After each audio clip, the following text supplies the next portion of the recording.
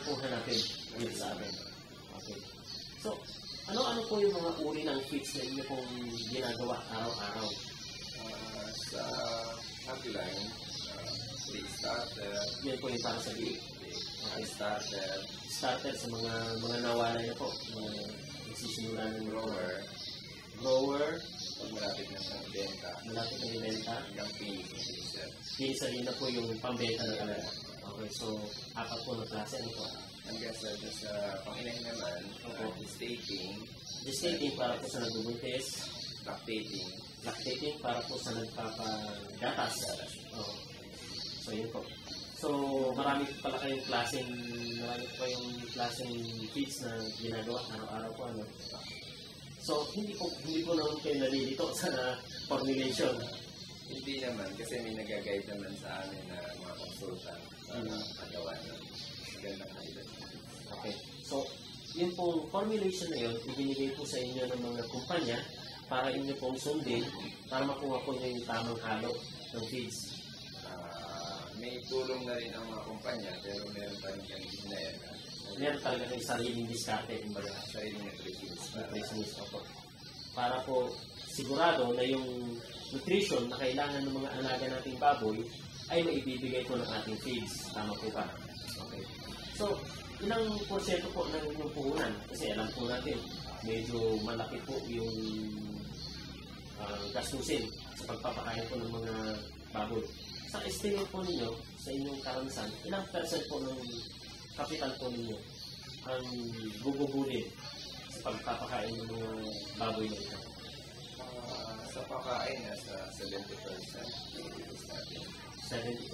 30%, and then bibigyan lang maximum labor, 30%. So, ang laki po pala ng porsyento ng feeds. So, ibig po sabihin, kung meron akong 1,700 po doon, ay gagastusin ko po para sa feeds ng mga alaga kong baboy. Okay. So, sa ngayon po ba, yung operations po ninyo, nakakailan tonelada po kayong pinapakain sa araw-araw? Sa ngayon, nasa 11 tons. 11 tons? Kain namin. Araw-araw. Napakarami po. So, ibig sabihin po, everyday, kailangan nyo mag-source out o maghanap ng mga raw materials na yung gagamitin. So, mabuti man po ready available naman po itong mga materials na ito. Ngayon po, ang susunod ko pong tatanong ngayon,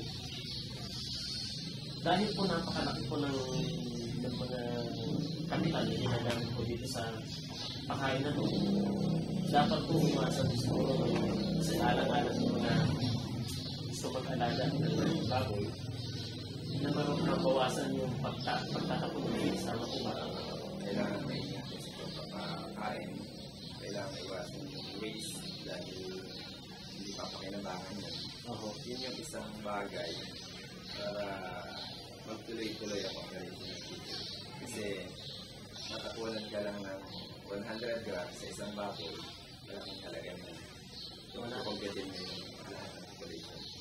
100 grams times 200, so yan po ipapasok na po ng 20 kilos isang araw. Times yung 2,000 ang alaga mo, malaking talaga na.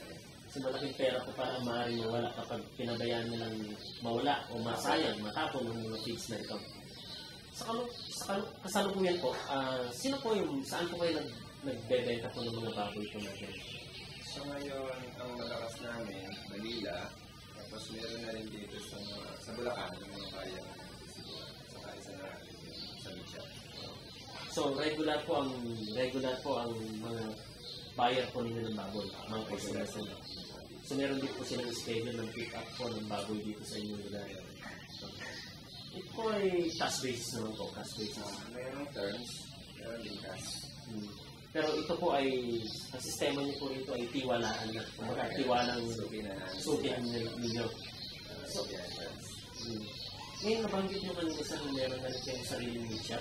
Meron na rin. Ngayon sir, meron naman na po kayong buyer ng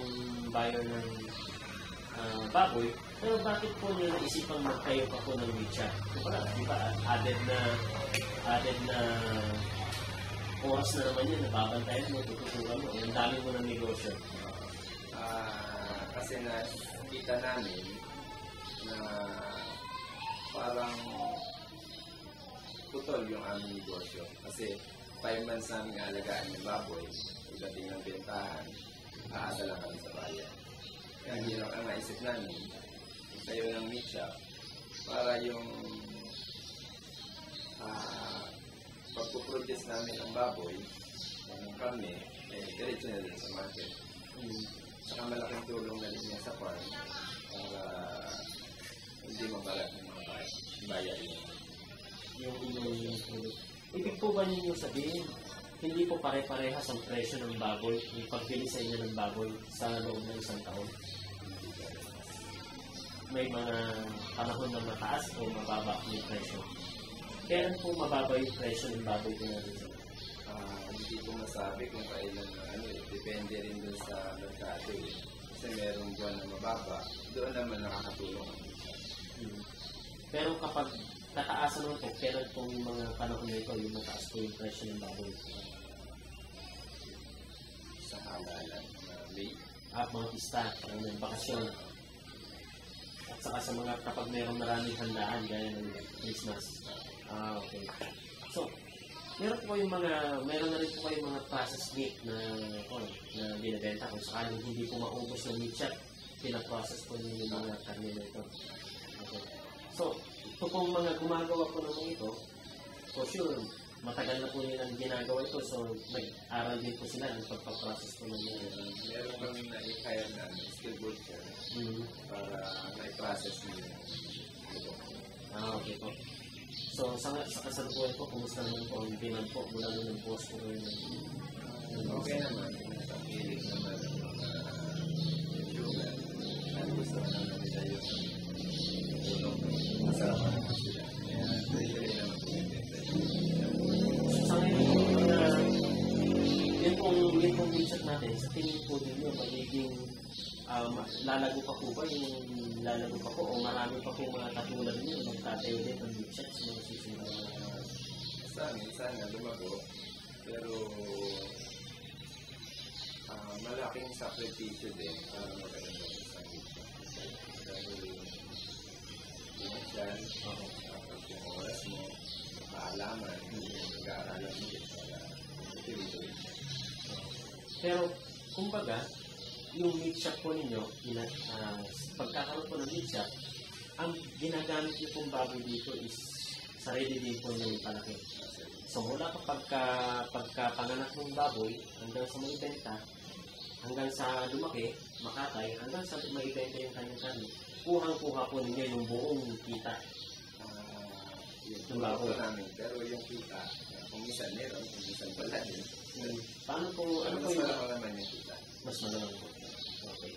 So, ano-ano pa po yung mga pwede po ninyong ipayo sa mga makikinig po natin ngayon ng mga kanayon sa kung saan sila po ay merong mga sari-sariling mga hanap buhay, yung gusto pa po nilang lumago yung kanilang kabuhayan o kaya gusto pa po nilang madagdagan po yung kanilang mga kita na pwede nilang itulong sa kanilang mga asawa.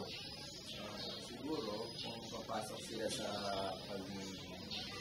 pag-bubuyan, kailangan siguro nila, unang-una kapital, sipag, taga, tibay ng loob, ang determination na tuloy-tuloy.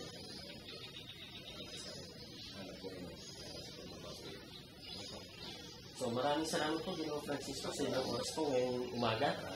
Ayan po, napakinggan po natin ang isang napakahusay po na kasaysayan at karanasan po ni Ginoong Francisco.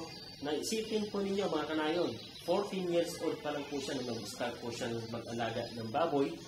At mula pa noon, sinubukan niya lahat ng klase ng hanap buhay sa agrikultura, sa aspeto ng agrikultura, at nagpumili po siya ng isang bibigyan niya ng kanyang konsentrasyon.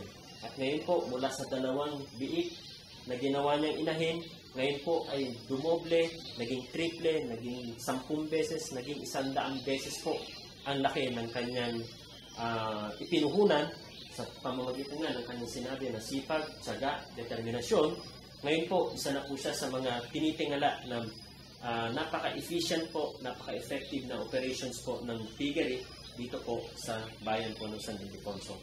So, muli, nagpapasalamat po ako sa inyo. Ako po si Dr. Dan Munar, ang inyo pong veterinaryo para po sa Nayon. Maraming salamat po sa inyong pakikinig at pagpalain po tayo naman ng Diyos. Hanggang sa susunod po muli, magandang araw po sa inyong lahat.